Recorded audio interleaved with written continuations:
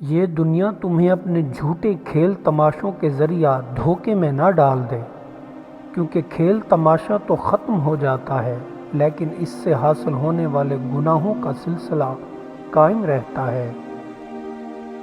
اپنی اولاد کی تربیت اپنے زمانے کے طریقوں کے مطابق نہیں بلکہ جدید دور کے تقاضوں کے مطابق کرو، کیونکہ وہ تمہارے زمانے سے مختلف زمانے کے لیے پیدا کیے گئے ہیں۔ انسانیت وہ چیز ہے جو دشمن کو بھی سہارا دینے پر مجبور کر دیتی ہے، اور احساس وہ چیز ہے جس میں غیروں کا دکھ بھی آپ کو اپنا لگتا ہے۔ جہاں عزت، سچائی اور خلوص نظر آئے وہاں دوستی کا ہاتھ بڑھاؤ، ورنہ تمہاری تنہائی تمہاری بہترین ساتھی ہے۔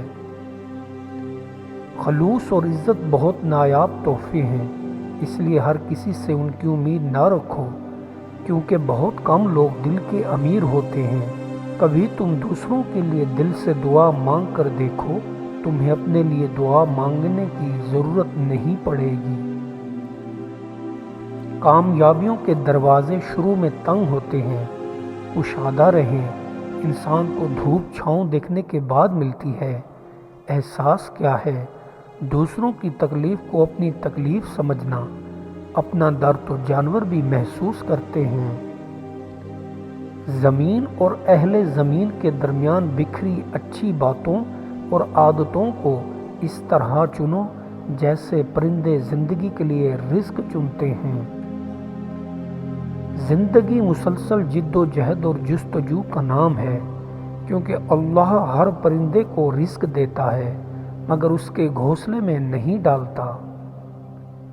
وحشی جانوروں کا اور گائے گوشت زیادہ کھانا عقل کی تباہی، چہرے کی بے رونقی، کند ذہنی اور نسیان کا باعث ہے۔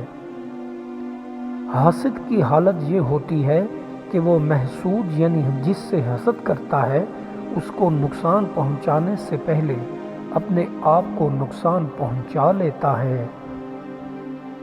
حاسد کی 3 علامتیں ہیں۔ پس پشت لوگوں کی غیبت کرتا ہے، ان کے سامنے چاپلوسی کرتا ہے، دوسروں کی مصیبت پر خوش ہوتا ہے۔ سانپ کو ساری عمر شہد چٹائیں تو بھی وہ زہر ہی تھوکے گا۔ اسی طرح کچھ لوگوں پہ چاہے کتنا ہی خلوص لٹائیں وہ ڈسنے سے باز نہیں آتے، کیونکہ فطرت کبھی نہیں بدلتی۔ شیشہ اور رشتہ دونوں نازک ہوتے ہیں، مگر ان میں ایک فرق ضرور ہوتا ہے۔ شیشہ غلطی سے ٹوٹتا ہے اور رشتہ غلط فہمی سے۔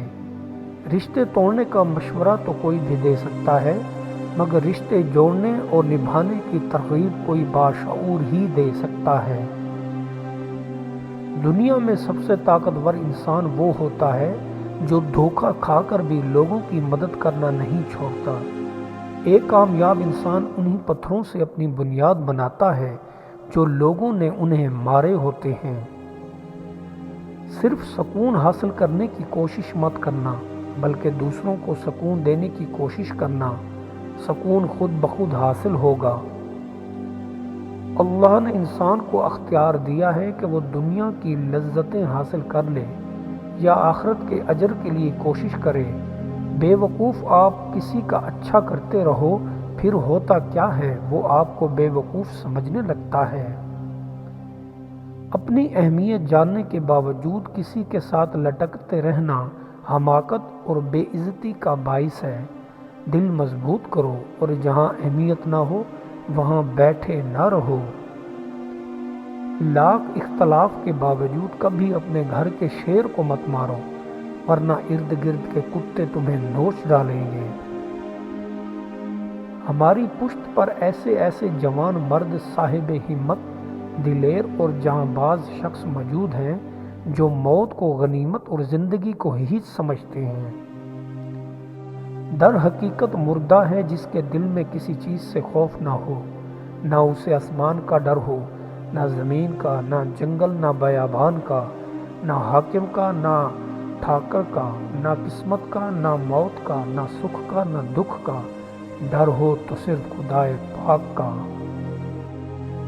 بے زبان جانوروں کے بارے میں اللہ سے ڈرو، ان پر اچھی حالت میں سوار ہو اور اچھی حالت میں ان کو چھوڑو۔ ان کو بھوکا رکھنا اور زیادہ کام لینا خدا کے غضب کا باعث ہے۔ جماعت سے علیحدگی اختیار کرنے سے بچتے رہو کہ اہل حق سے جدا ہونے والا شیطان کا شکار ہے۔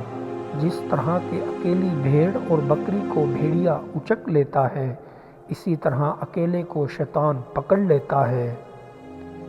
انسان اشرف المخلوقات ہے، ضروری ہے کہ سب چیزیں اس کی مغلوب ہوں، لیکن اگر معاملہ برعکس ہے اور وہ ان کی خواہش میں اپنی عزت و توقیر کی پرواہ نہیں کرتا، سمجھو کہ وہ انسان نہیں بلکہ دو ٹانگوں کا حیوان ہے۔ سچی نیکی اس لحاظ سے جگنو سے مشابہ ہے کہ یہ اس وقت اچھی طرح چمکتی ہے جب تک سوائے آسمان کے اور کسی کی نگاہیں اس پر نہ ہوں۔ تمام مخلوق اپنی اپنی فطرت کی راہ گامزن ہیں، ان کی فطرت کے علاوہ کسی اور طرف لے جانے کا کیا فائدہ؟ ایک عام آدمی بھی اپنی فطرت کے تقاضوں سے مجبور ہے، لیکن خواہشات پسند اور ناپسند گھات میں لگی ہوئی ہیں۔ نعمتیں اور خوش بختی اس وقت حقیقی ہیں جب انسان نے ان کو اپنی کوشش اور اہلیت کی بنا پر حاصل کیا ہو۔ بغیر محنت کے چیر پھاڑ کر آنے والی نعمت کسی خوشی کا باعث نہیں بن سکتی۔ دنیا کا سب سے بڑا المیہ یہ ہے کہ کوئی شخص یہ نہیں جانتا کہ وہ کیا نہیں جانتا، اور جو بندہ جتنا ہی کم جانا ہے اتنا ہی زیادہ جانتا ہے کہ وہ سب کچھ جانتا ہے۔ اصل علم وہ ہے جس سے دنیا نظروں میں حقیر ہو جائے اور عقبیٰ کی رغبت دل میں بڑھے، جس سے آدمی دنیا کی برائی سے واقف ہو جائے اور برے اخلاق دور کر سکے۔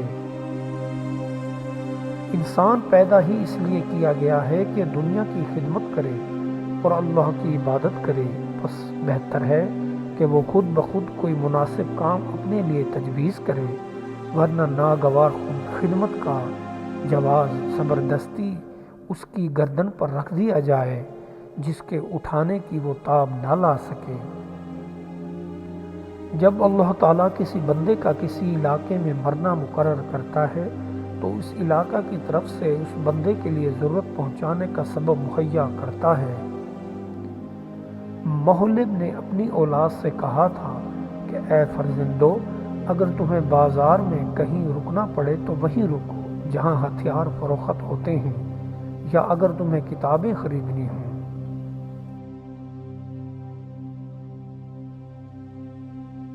زمانہ قدیم میں امیروں نے غریبوں کی بغاوت روکنے کا یہ مؤثر طریقہ کیا تھا کہ غریبوں کے گاڑھے پسینے کی کمائی تھوڑا سا حصہ انہیں خیرات کی صورت میں واپس دے دیا کرتے تھے۔ دنیا کو معبود بنا کر اس کے بندے نہ بن جاؤ، اپنا خزانہ اس ذات کے یہاں جمع کرو جو کسی کی کمائی کو ضائع نہیں کرتا۔ دنیاوی خزانوں کے لیے تو خوف ہلاکت ہوتا ہے، لیکن جس کے خزانے خدا کے یہاں جمع ہوں وہ کبھی تباہ نہیں ہوں گے۔ جب تک تیرے ماں باپ زندہ ہیں وہ تیرے سرپرست ہیں، اس لیے مصیبت کے وقت ان کی خدمت میں اپنی زندگی صرف کرنا یقیناً اس میں راحت و سکون اور آخرت میں کامیابی کی کنجی ہے۔ اللہ کی نعمت کا شکر کرنے کا جو حق ہے وہ ایک انسان کبھی ادا نہیں کر سکتا۔ خدا کی یاد کے لیے خلوص نیت بے حد ضروری ہے، حکمت روح کی زندگی ہے۔